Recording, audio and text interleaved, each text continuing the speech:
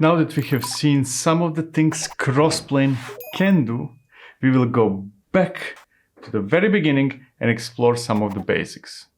Specifically, we will explore Crossplane Providers and managed resources. Now, as I already mentioned in the instructions, that one, we won't be talking about theory without touching the keyboard. So I will keep this introduction short and jump straight into Crossplane Providers, right after we set up the environment we will use in this chapter.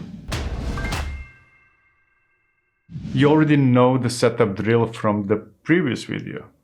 Run the script. Now that the script set up everything we need, we will install Crossplane itself. In the subsequent videos, Crossplane installation will be part of the setup scripts, but since this is the first time we are doing a real hands-on, I thought it would be beneficial to see how it's done.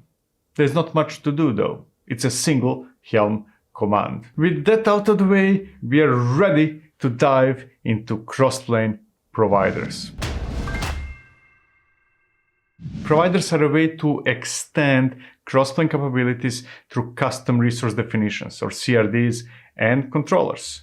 A provider is typically associated with a set of APIs. We have, for example, AWS, Google Cloud, and Azure providers. Installing any of them extends Kubernetes API with hundreds, I repeat, hundreds of CRDs. Most of the time, each of those corresponds with an API endpoint. Now, the important note is that providers can be anything. Besides those I mentioned, there is a Kubernetes provider, SQL provider, Helm provider, and many others. We will see what providers do soon. For now, let's take a quick look at the Upbound marketplace, which serves as a place where providers are collected and cataloged. Over there, we can search for providers or simply browse. The latter is probably a good start if we are new to them. On the left side, we can switch to configurations or functions, which we will explore later. Inside the provider screen, there is a list of all those currently available. Feel free to spend a few moments taking a look at what's available. And once you're done, we will install specific providers we will use in this video. Now that we had a glimpse of the providers, and before we dive into them, let's make a decision on what we will build in this video. Since we are just starting, we will make something simple. A good candidate for something simple is a VM in your favorite hyperscaler. To create and manage virtual machines, we need to know the API group. We could find it by browsing the marketplace, but that would probably take too much time. So let's search for it instead. If you chose AWS, please search for EC2. And in the case of Google Cloud or Azure, search for compute. In this video, I will use Azure, so my examples might be slightly different from yours. Click on the provider of choice, like provider AWS EC2 or provider GCP Compute or provider Azure Compute. Over there on the page of a specific provider, we can see quite a few things which we will explore later. For now, what matters is the install manifest button that gives us instructions on how to define the resource that represents the provider of choice. We could copy that manifest and paste it into a YAML file, but we won't do that since I already prepared it in advance. Let's take a look at it. In this case, since I'm using Azure in this video, and you can be using any of the big three, there is a definition of the provider Azure Compute that contains the managed resource definitions related to computing in Azure. There is also the provider Azure Network Provider, since we will need to define networking for our VM as well. If you chose AWS or Google Cloud, you will see only one provider. It's easier. Let's install it by executing kubectl apply and list all available package versions. This might be confusing. We installed a provider, maybe two, and then we listed something called package versions. So let me explain. Packages allow Crossplane to be extended to include new functionality. This typically looks like bundling a set of Kubernetes CRDs and controllers that represent some API endpoints. There are three types of packages though. There are providers, configurations, and functions. In other words, providers, together with configurations and functions, are a type of package. So by listing all package versions, we got all packages. If we had configurations or functions, we would see them as well. Now, let's get back to the output of the previous commands. We can see that the providers we defined are applied, but they did not yet report as healthy. That might take a few moments since a provider can sometimes contain tens or even hundreds of custom resource definitions or CRDs. As a side note, we could have listed only providers instead of packages that include providers, and we would do that with kubectl-get providers command. Most of the time, though, I'm interested in all types of packages and not only providers, so we'll probably use kubectl-get pkg rev throughout the rest of this tutorial, this video. Let's retrieve packages one more time. You'll notice two things. First, after a while, all the providers became healthy. And that's great news, right? Second, a new provider appeared. In my case, that's provider family Azure. Let me give you a short background of provider families. That will explain that new automagically created provider. In the beginning, there was a single provider for each hyperscaler. Since a provider creates a CRD for each API endpoint, and hyperscalers tend to have hundreds of endpoints, installing a provider like, for example, AWS could end up creating close to 1,000 CRDs. If providers for all three hyperscalers are installed, a cluster can easily end up having thousands of CRDs. That can result in performance issues or even cluster crashes on smaller control plane clusters. Issues with too many CRDs are directly related to Kubernetes itself, and the situation is improving with each new Kubernetes release. Nevertheless, apart from working with the Kubernetes community to resolve those issues, the Crossplane team decided to split big providers into provider families. As a result, instead of having a single provider for AWS, Google Cloud, or Azure, they're split into smaller providers like the one we just defined and applied. Now, let's get back to the mysterious family provider that appeared out of nowhere. That is the parent provider that is installed automatically whenever we apply one of the providers from a family. It contains additional managed resource definitions that are mandatory no matter which of the providers from a family we install. I mentioned a few times CRDs and controllers and managed resource definitions, and now that we installed a few providers, we can see what those are by listing all custom resource definitions. The output should show tens or even hundreds of custom resource definitions. Each of those represents a hyperscaler resource we can define. For example, since I'm using Azure right now and I want to create and manage a virtual machine, there is the Linux Virtual Machines CRD that contains the extended Kubernetes API endpoint with a schema we can use to define a virtual machine. That's exactly what we are going to do soon, right after we finish configuring the providers. As you can probably imagine, Crossplane cannot manage AWS, Azure, or Google Cloud resources without being able to authenticate to an account. We need to give it credentials with sufficient permissions to manage the resources we are planning to define. We can provide that through a provider config that will reference a secret with credentials. The setup script, the one that we executed earlier, already created the credentials file, and we can jump directly into creating the secret. Now, I will execute the command that will create the secret for the credentials. With the credentials for Azure, you might be doing something similar for AWS or Google Cloud. The instructions how to do it depending on the hyperscaler of choice are in the gist, which is in the description, so check it out. You can copy and paste everything, right? Now, with the secret created, we need to tell Crossplane where to find the secret we just created. We do that through a provider config associated with the providers we installed. I prepared that one as well, so let's take a look. There is nothing special there apart from the API version that is specific to the provider we are running and the secret reference that tells it where the secret is. We are almost done with the providers. All that's left is to apply the provider config. Crossplane is now ready to manage resources in whichever hyperscaler you chose to use, and we can jump into the more interesting part of this video. A Crossplane managed resource represents a resource managed by Crossplane. That resource can be anything. It can be an AWS EC2 instance, a managed PostgreSQL database in Azure, a Google Cloud Run instance, a Kubernetes object, a Helm release, a GitHub repository, or any other type of resource. As long as the managed resource definition exists in the control plane cluster, we can create managed resources based on it. Managed resource definitions and their corresponding controllers are installed through providers, like the one we applied in the previous part of this video. So, installing a provider results in installation of a number of managed resource definitions, which come with Kubernetes custom definitions and controllers. If we go back to the marketplace screen, we can see the list of managed resources we can create. That way, we can deduce whether the provider we are interested in contains the resource definition we are interested in. Please select instance if you're using AWS or Google Cloud, or Linux virtual machine if you prefer Azure. Once we select the resource we would like to manage, we can see the API documentation that contains the full schema with all the fields we might need to manage that resource. Now, I already prepared an example that we will use to create and manage a VM in the hyperscaler of choice. As I already mentioned, I'm using Azure in this video, so depending on what your choice is, you might see a different output. Nevertheless, even though the definitions might differ, the logic behind the explanation that follows is the same. That is a standard Kubernetes manifest with API version, kind, metadata, and spec. Assuming that you're familiar with Kubernetes, there's probably no need to explain those. If you are a stranger to Kubernetes, it's probably too early for you to adopt Crossplane. Go away.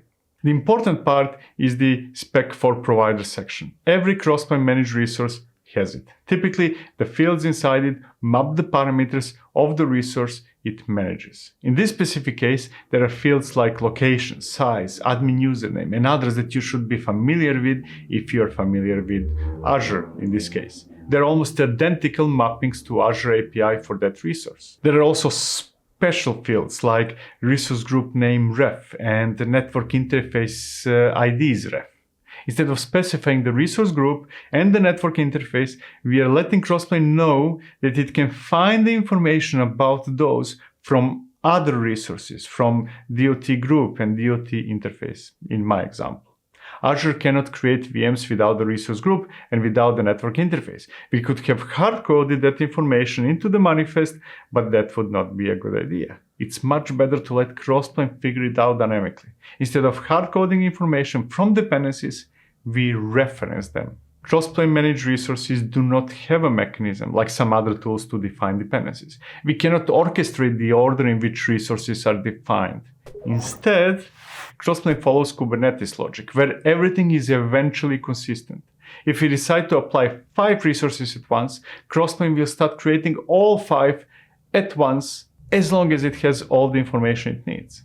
If some information is missing, it will wait until the information is provided. All that means that the VM manifest requires information about the resource group and the network interface, and in this specific case, we are referencing them by name. There are other potentially better ways to reference resources, but we will explore those later. As a result, Crossplane might not be able to work on the VM if DOT group and DOT interface are not ready, since it cannot get the information it needs. We will see what that looks like in a moment. For now, let's move on to the other manifest from the output of the previous command. The second manifest defines the Azure resource group. That is the DOT group resource that the Linux virtual machine is referencing through the resource group name ref.name field.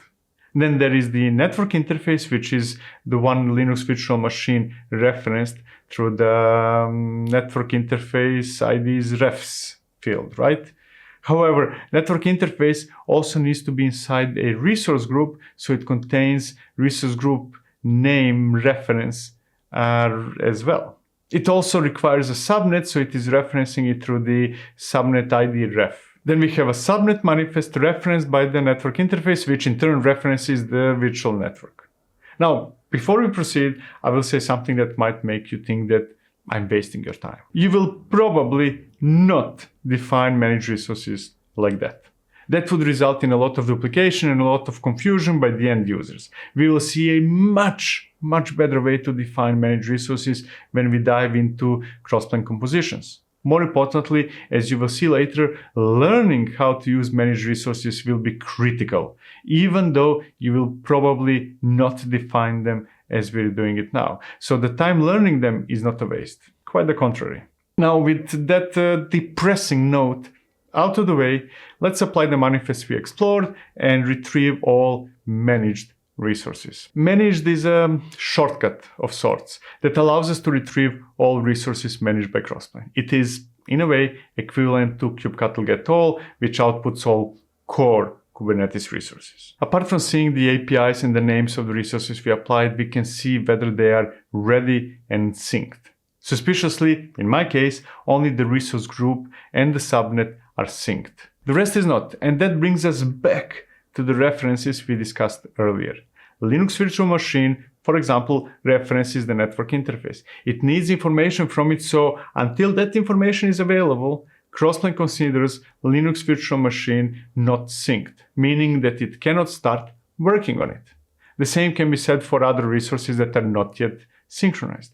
Information from some other referenced resources is missing, and that information might be available after Crossplane obtains it from Azure or whichever hyperscaler you might be using. The ready field is easier to explain. It indicates whether the actual state, in this case Azure resource, is ready. It shows whether that specific resource is up and running. After a while, Crossplane will have all the information it needs to create the virtual machine. We can see the current state through the kubectl describe command or by going to the console of the hyperscaler of choice. Please open the hyperscaler console and navigate to the EC2 instance if you're using AWS or the virtual machine if you're using Azure or Google Cloud. If you're using AWS, resources are being created in the US East 1 region, so make sure to have it selected.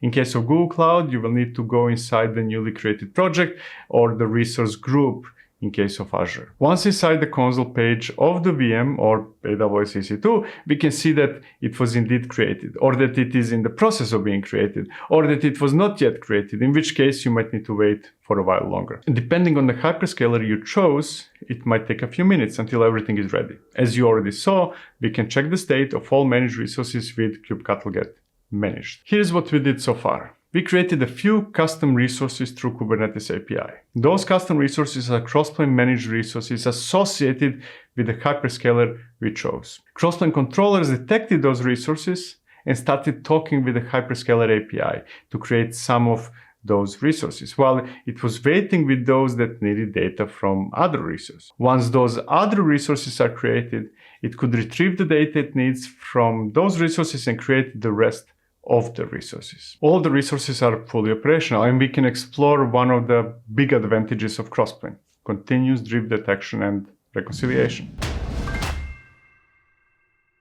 One of the things we all love about Kubernetes is continuous drift detection and reconciliation.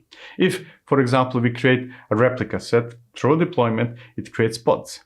But that's only part of the story. That replica set will continuously watch the pods it is responsible for, and if the state of those pods differs from the desired state, it will detect it as a drift and reconcile the states. It will update the pods to match the desired state. As a result, if we manually change the specification of the pods, those changes will be undone by the replica set since there is a drift. If you manually delete one of the pods, replica set will create a new one. In that example, the replica set is ensuring that the actual state of the pods it is in charge of is always the same as the desired state. Crossplane takes those concepts to the next level, or to be more precise, it extends them to everything.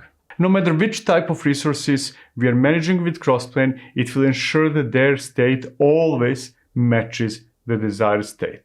Let's see if we can prove that. Please go back to the VM in the console of your hyperscaler of choice. Stop the instance if you're using Google Cloud or AWS, or if you're using Azure, delete the instance. Crossplane is limited by the capabilities of the API it talks to. Azure API does not have a mechanism to start a VM that is stopped, so Crossplane cannot do that either. For that reason, in the case of Azure, we will demonstrate drift detection and reconciliation by deleting it instead. We should be able to see that the VM disappeared in the case of Azure, or that it was stopped in the case of AWS or Google Cloud. All that's left now is to wait for a few moments so that Crossplane detects the drift and reconciles the differences of the states. A few moments later, we should see that the VM is back in the correct state.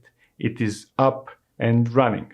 Crossplane did the same with the VM as what the replica set would do with a pod it manages if you changed its state. Next, we will explore how we can update managed resources. Updating managed resources follows the same drift detection and reconciliation process we just observed. If you change the desired state by modifying and applying the manifest, Crossplane will detect it as a drift and reconcile it. Let's take a look at an example by outputting a difference between the manifests we have running in the control plane right now and the modified version. We can see that in the case of Azure, the size of the node changed from standard A1 v2 to standard A2 v2. Now, let's apply the modified manifest, wait for a few moments for Crossplane to detect the drift and reconcile the state, and take another look at the console. We can see that in my case, the size of the VM indeed changed to standard A2 instead of 1 v2. As you can probably guess, the same logic with drift detection and reconciliation is applied if we delete a managed resource. If, for example, we delete the manifests we applied, and then wait for a while, and then go back to the console, we can see that the VM and all other resources we were managing are now gone. Kaput. No more. Crossplane detected the drift between the desired and the actual state and deduced that our desired state is to not have those resources. Hence, Crossplane reconciled the drift by removing them from the hyperscaler. In some cases, the hyperscaler might choose to spawn a child resource from the resource managed by Crossplane. In those cases, since that resource is not managed by Crossplane, it might be left dangling after we remove the parent resource by deleting the Crossplane managed resource. An example of that would be an AWS ELB spun as a result of creating an ingress controller. It will stay intact even if you remove the Kubernetes cluster through Crossplane, since that ELB is not managed by it. In some cases, hyperscalers have internal mechanisms to clean up orphaned resources, while in others they don't. That's it. That's all you should know about Crossplane managed resources for now. Let's destroy everything we did before we jump into the next video. As you already know, this is a series of videos. If the next one is finished, you should see it somewhere around there, over there. Otherwise, please wait for a few days until I upload it. Thank you so much for watching. See you in the next one in the series. Cheers.